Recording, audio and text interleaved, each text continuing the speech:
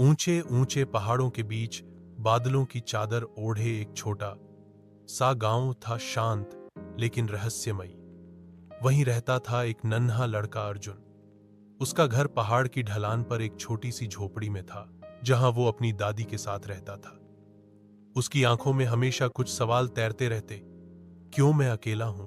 क्यों मेरे साथ अजीब अजीब घटनाएं होती हैं? रात होते ही उसकी झोपड़ी के आसपास अजीब सी आवाजें गूंजतीं, जैसे कोई उसके नाम से पुकार रहा हो। लकड़ियों की चरमराहट, पायल की छनक और कई बार तो किसी की परछाई खिड़की के पास भी दिखती। अर्जुन डरता नहीं था, लेकिन बेचैन हो उठता। गांव वाले कहते, ये पहाड़ शापित है, यहां आत्माएं भटकती हैं। धीरे धीरे अर्जुन के जीवन में समस्याएं बढ़ने लगी। कभी दादी बीमार हो जाती, कभी उसका खाना गायब हो जाता।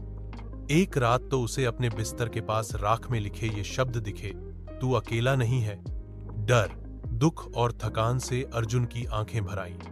वो जंगल की तरफ भागा और चिल्ला उठा, अगर कोई है तो सामने आओ, मुझे डर नहीं लगता। तभी अचानक सब शांत हो गया। ठंडी हवा एकदम रुक गई। सामने एक उजाला चमका और उसमें से एक स्त्री की आकृति निकली, सफेद वस्त्रों में लिपटी, आंखों में करुणा लेकिन चेहरे पर तेज। अर्जुन, उसने मधुर स्वर में कहा, मैं एक शुभ आत्मा हूं, तुम्हारी मां की आत्मा।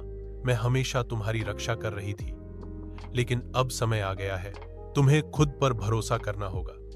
अर्जुन की आंखें भर आईं। उसने पूछा, मां, ये सब क्यों हो रहा है? शुभ आत्मा ने कहा, कुछ बुरी शक्तियां इस पहाड़ पर राज करना चाहती हैं और तुम उनमें रुकावट हो। लेकिन डर मत, मैं तुम्हारे साथ हूं। उस रात के बाद सब बदल गया। अब वो मुस्कुराता है, अब वो